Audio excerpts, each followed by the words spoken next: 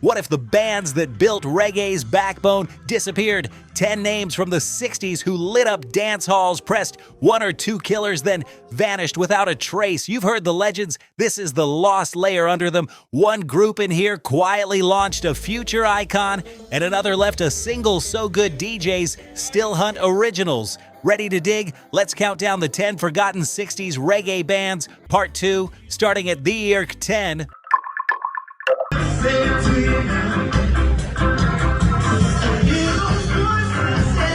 Early reggae with yard dance swagger, minimal, bouncy, and wickedly inviting. Come Into My Parlor is a cult 45 that shows how the beat was pivoting from Rocksteady's glide to reggae's snap, drier drums, rubbery bass.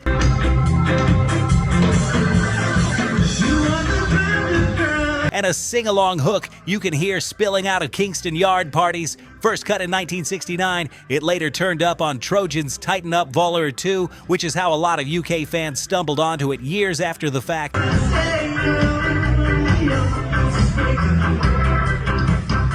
Why they vanished, the usual late 60s shuffle, studio affiliations changed fast, musicians moonlighted in other groups, Derek Crooks had ties to the Slickers, and without steady label push, a harmony trio could disappear between pressings.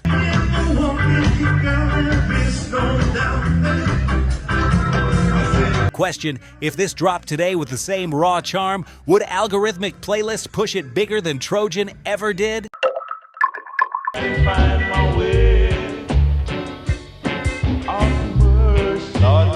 Wentworth, Vernal, and a young Lloyd Parks, yes, the same Parks who becomes a bass titan, cut a handful of Studio One sides, most famously Have Mercy Mr. Percy. It's classic late Rocksteady. Give another day now, Mr. Percy. Can't you see right now? Pleading lead, honeyed harmonies, and that Studio One pocket that feels like a warm Sunday. Contemporary reissues date the original to 1967. Try to find my way.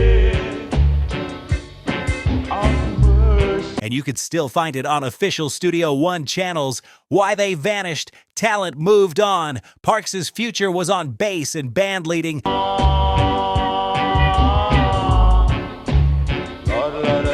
Vernal shifts in and out of vocal work. Studio One's bench was deep without a follow-up smash. Even quality groups got lost in the catalog. Question, what's your favorite non-LP Studio One harmony cut of the 60s?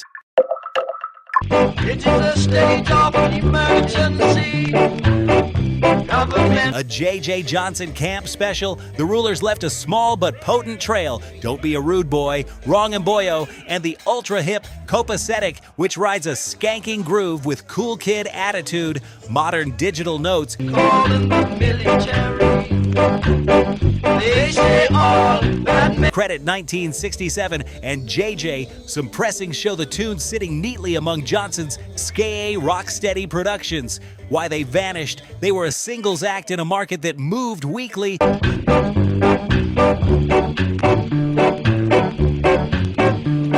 By 68, the beat and buyers had shifted one step late on a hot rhythm and your window closed.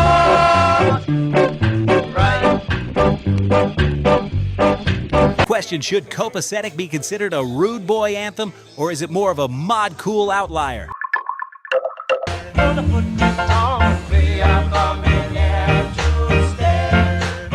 Short-lived, huge footprint, the Tartans united Prince Lincoln Thompson, later Royal Rasses, and Cedric Myton, later the Congos, with Devin Russell and Lindbergh Lewis.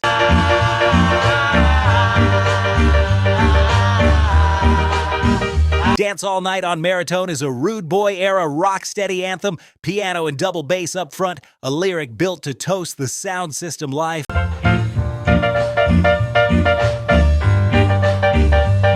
Formed in 1967, they recorded for Treasure Isle and Caltone, then splintered, sending Myton and Thompson on their fated paths. Why they vanished, classic case of too much talent, not enough time. Ambitions and producer loyalties pulled members in different directions.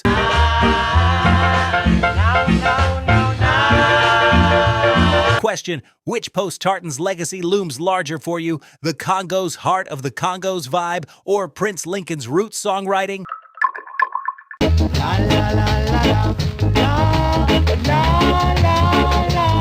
A Lee Scratch Perry-connected harmony outfit that never carved out a big 60s album footprint but dropped Children Get Ready on the UK Crab label in 1968, a crisp devotional slice of late Rocksteady. Do it right, spread all your loving. It's one of those records that quietly lived forever in selector boxes while the group name faded. Why they vanished. The Versatiles lived in the cracks between big producers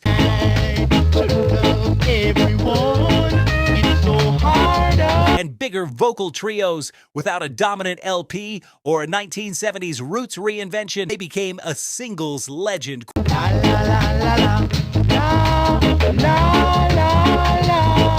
Question, does a perfect 7-inch matter more than a middling LP? Where would you rank this single among Perry-adjacent harmonies?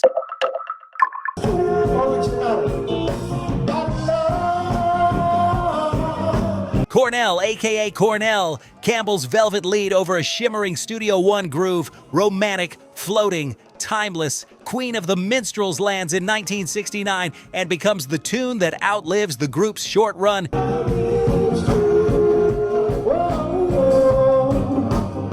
Versioned and recut for decades. Some discographical notes even show early miscredits to the Heptones, which tells you how deep the Studio One vault confusion can be.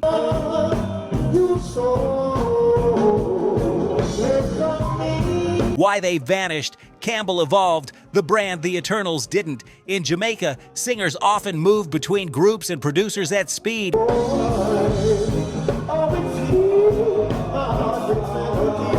Question, is this Campbell's most perfect 60s vocal, or do you ride for the early solo sides more? Get me back. You are my soul. Tender harmonies for Coxsone, silky, sincere, and deceptively tough underneath. Soul and inspiration shows up in 1967 on Studio One related releases and later comps. There are even UK Coxsone 7-inch pairings with the Ethiopians on the flip. If you've ever drifted into a Studio One ballad set, you've probably heard this. Oh, yeah. Why they vanished. In the harmony group glut of SETI 669, good wasn't always enough without a signature LP. The Hamlins became a crate digger's whisper rather than a household name. Oh, that's my inspiration. You're all I've got. Question, which Studio One harmony pairing do you spin back to back with this one?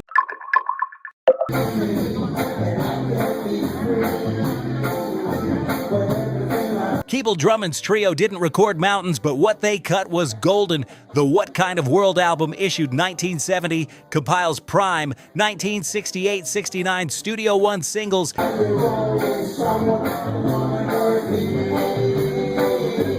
Baby Why, the title track, What Am I to Do, and sits on short lists as the most perfect Studio One vocal LP, backed by the soul vendors, Mitu, Sybils, etc. It's a masterclass in melody and restraint.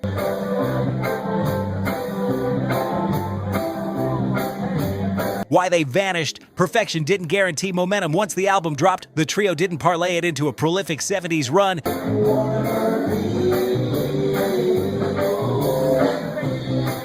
Question, if you had to introduce a newcomer to Studio One harmonies with one album, is it this, or do you pick a Heptones set?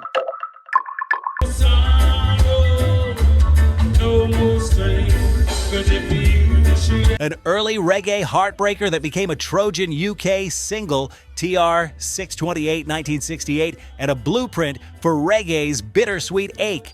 You can hear the beat stiffen, the bass come forward, and the harmonies ride the groove instead of floating above it. It's pure transition era magic.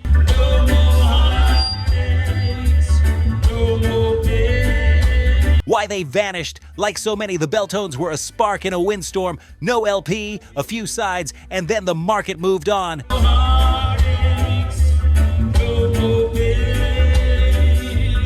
Question, where does this sit in your personal early reggae essentials? Top 10, top 25, or just outside?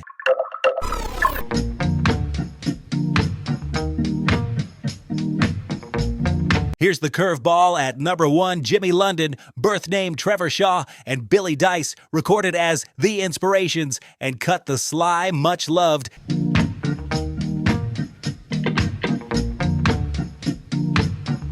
Take Back Your Duck, issued on Joe Gibbs' Pressure Beat around 1970. It's a streetwise, radio-friendly tune that somehow stayed semi-underground outside collectors' circles. Equal parts humor and hustle, pure Kingston attitude. Take back your dog. Me no like this yapper. Why they vanished, London would go on to solo acclaim. The duo name didn't anchor a stable catalog. Another case where the singer's career survives, but the group brand fades. She will give me bad luck. Please take back. Question, should Duck be as ubiquitous as Double Barrel or Liquidator, or does its charm depend on you catching it at a dance? If you enjoyed this episode, then go watch this video.